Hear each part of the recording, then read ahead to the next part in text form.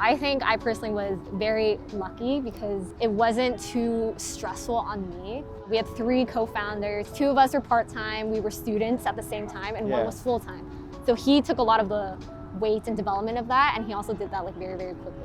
But for me, it was like really, really fun. We went through like several iterations of the product. It was first a political social network, and it was really fun to be able to like brainstorm like how exactly we build this like society. And it was like really idealistic, like, oh, we really want to like bridge the gap between, you know, each side of the political spectrum. But from there, we pivoted, right, to an analytics product. And we were lucky because someone directly reached out to us that they wanted our tech to be used for that. So after that, it was very easy to know that like people really wanted this product. Our VC had a lot of like connections to people. So from there, we were really able to grow and see what people wanted. And then from there, the acquisition happened and we were like, oh my God. So in terms of possible outcomes for startups, you got pretty much the biggest shoe-in possible, right? Instantly worked out. Yeah, I think we were just really lucky. Like at the beginning, it was already hard. Like we did not have a revenue model. It was political product. People were kind of just not listening to us at pitches, but we were just very lucky to have someone just message us straight up. And from there, it was just good, and we were able to, you know, sell it. So we're just very lucky. Like, it's not, I don't think it's an experience that many people should count on. I think everyone should really put in that hard work, really do research, go through like Y Combinator and stuff. I think that's like the best way. Yeah, do you ever compare yourself to other startup founders? No, not at all. Not at all? Because I think our path was just very, like, wildly different from It's not even close. Yeah, because, like, most people would just have, like, a pure tech product. It's not associated with, like, So politics. It was just the fact that it was so niche. Yeah, in really a way, that there was just one customer that was like, oh, we want to... There's only one customer? Well, it was that one VC that kind of opened our doors to everyone else. So there, in the end, we had, like, many customers, but that one VC was what allowed us to really branch out. Do you think the product itself was technically impressive? Definitely not. No, definitely not. I've told my friends like what it is, and they're like, "Oh, that just sounds like putting." That just sounds like something I can like put together. And you kind of just duct tape different products together. Yeah, pretty much. Like even doing that, like duct taping, was like really useful for our customers because in their industry there weren't a lot of tech people building like very innovative, you know, products for them to use. So when they found out about us, it was just like, whoa, like we really want this. Like this is something that we don't deal with like at all. Ever. What now? Like, what's on the bucket list? Oh, bucket list. I have so many other interests that I want to pursue. So besides being in tech, I've had experience already with internships. The startup thing was really fun. Doing multiple internships kind of gives you an idea of what like everyday life for like a full-time software engineer would be. And you get jaded very quickly. Yeah, honestly, I'm already like jaded right now because throughout life, it's always like a climb to the next step. Once, let's say I become a software engineer, it's like, oh, now I'm trying to climb up the corporate ladder, and in the end you're still just like a software engineer with like more money. But I want to do like other things. Some of the other things I want to do, really want to go into acting. And I know it's already very tough for Asian Americans. Especially during COVID. Yeah, especially during COVID. A lot of things are closed right now. But I'm doing my research, so maybe slowly that will be a thing. Also interested in auditioning for some K-pop agencies. K-pop? Yeah. Like dance? Yes, because what I like about the K-pop industry, it has a lot of its flaws, but I like how it's not just singing that's the focus of each performer. Oh, the artists are like pretty much all around. Right? They're dancers, they kind of act in like like rapping and dancing are also like vital to you as like a performer, which I think is something that's not as prevalent like in the States, and it's also like a more straightforward process. You seem like the most positive, pretty straightforward, easygoing person I've seen in a long time. Because most startup founders I know can be either very type A, like particularly introverted, or just extremely nerdy about this one thing, but it seems like you're not really attached to anything specifically. I don't know. I think I'm just someone who has a lot of different interests, and I don't get too caught up on one thing. Yeah. Do you feel like you have your thing?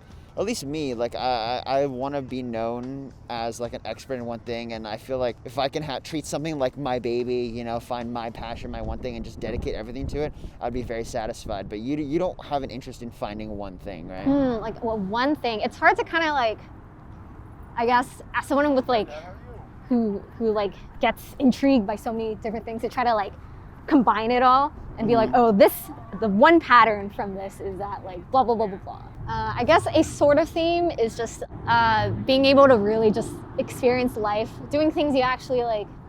After doing them, you're like, oh, like I feel good that I like went through that, to be able to experience that.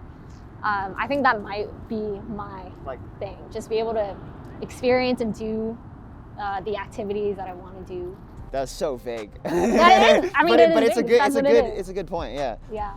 What else has been on your mind lately? Do you feel like a lot changes for you in your life? No, not a lot changes. I feel like there's not that many serious things personally for me to think about, but I also sometimes like think about like philosophical things, kind of think about humans in general, how they act. Yeah.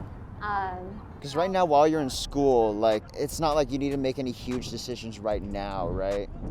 About career, about living situations. For me, I guess since I'm like about to graduate, it's kind of like, oh, I can kind of choose what I may try out to do, you know? Because before it was always like, oh, when you're young, that's when you like go to school, you go to college, but then after that is when all the real world things happen. Right. And it's not necessarily like a set timeline. Right. So it actually has me thinking like, oh, maybe I don't necessarily have to just be a software engineer. Like, that's cool if I am, but like, what are some other things I could try out, even if they're like very risky, you know? It's better to like try it than like just keep thinking about it 24/7. Like, oh, what if, you know, and like not really learn anything. Do you feel like your worldview is limited while you're in school? My worldview. Like your options for what you could be doing with your life and where you could be? I don't think it's extremely limited. I would agree with the fact that there might be like a certain mindset that's kind of like around with most of the students you hang out with, or maybe the culture of the school, you feel kind of pushed to be a certain way. Yeah. But with that, there's also like different people individually that you meet that kind of inspire you, like, and kind of teach you things. You're like, oh, I never really, you know, like looked at a problem this certain way. I never really thought about something in that way. And that kind of allows you to think more about what other things have you not really thought about and considered. How do you feel about the culture at UC Berkeley? At UC Berkeley, it's definitely, you feel a little bit obligated to like overachieve. Oh, really? Yeah. But I think that the competitiveness and the stress and whatever stereotype that it has is very overplayed, because for me, like everyone I've met at Berkeley has been like very, very nice. And like if you ask them for help, they will help you. They're not going to be like, oh my God, like blah, blah, blah. But you're not a very competitive person? Competitive? I'd say I'm ambitious. Like I personally want, like for myself, not because of like other people necessarily, but like the things I want to achieve because I know that's good for my career. I know I will learn things. I know that that's a step I need to take to go to the next step. Doing that lets you experience more than if you just sat around doing nothing. So even though you have to put in some effort, it really, I think, develops your character when you go through struggles and like things that are not easy for you, and really grinding away at your skill until you get like much, much better at it. And doing that has really helped me in other aspects where it's like, oh, even if I'm not necessarily good at something at the beginning, I know that if I'm patient and I work hard at it, I can grow that skill. Yeah, because being in the process of growing and learning is what makes you happy. Yeah. Do you think you could give someone a very detailed breakdown of how to launch a startup? Because I've never launched a startup before. Yeah. Like, what do I do?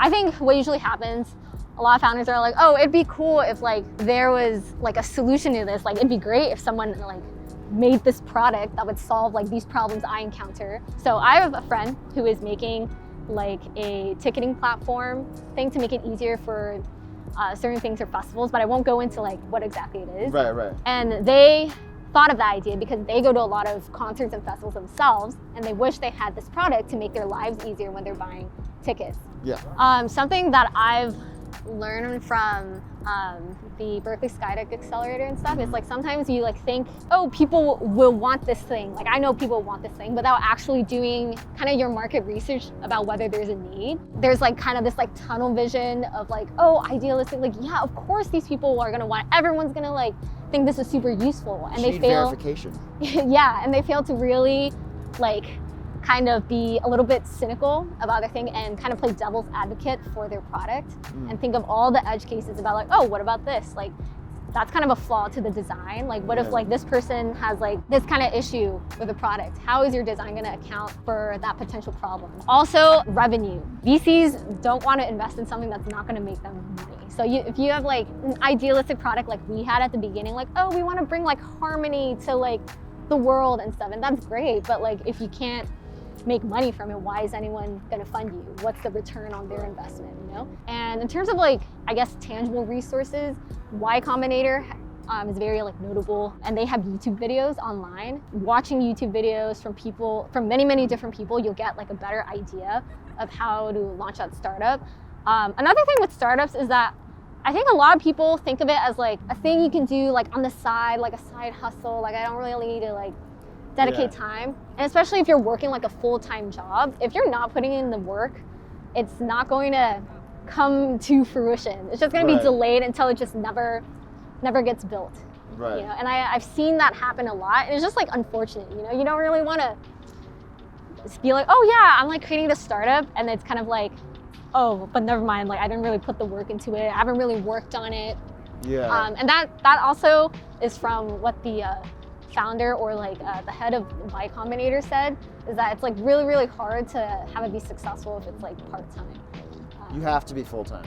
Yeah, there has to be like at least someone who's Weren't like, you full-time. part-time though? Yeah, no, I'm saying like I'm very unconventional. Like normally like you would need your founders to be like full-time to have it be successful, put in the hours and stuff, but we were just like very lucky. We just had to, you know, put in our part-time hours and it worked out for us. So like, how are your classes going? I'm taking like only like 13 units, I think. Wow. So it's a reduced course load, but one of the classes is very hard.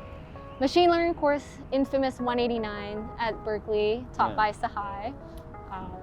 That one's really tough. It's really an experience, but I'm grateful that I have the support group I need. So you just feel like a normal student pretty much, even with post-startup life? Yeah, I feel like normal student, normal me, ready to do new things, you know, a wiser me than I was. How do you think having the startup experience has changed you compared to if you had just done the typical student path and not gone into that? I think it allowed me to experience things faster instead of being like, oh, I still have this like dream of like doing this thing that I haven't done yet. It's you don't like, have oh, the dream of a startup anymore, huh? Well, it'd be cool to start my own thing, but I know the amount of work it takes, and there are other things on my mind that I'd rather, you know, do, as I've mentioned before. Gotcha. You like scratched that itch already, basically. Yeah.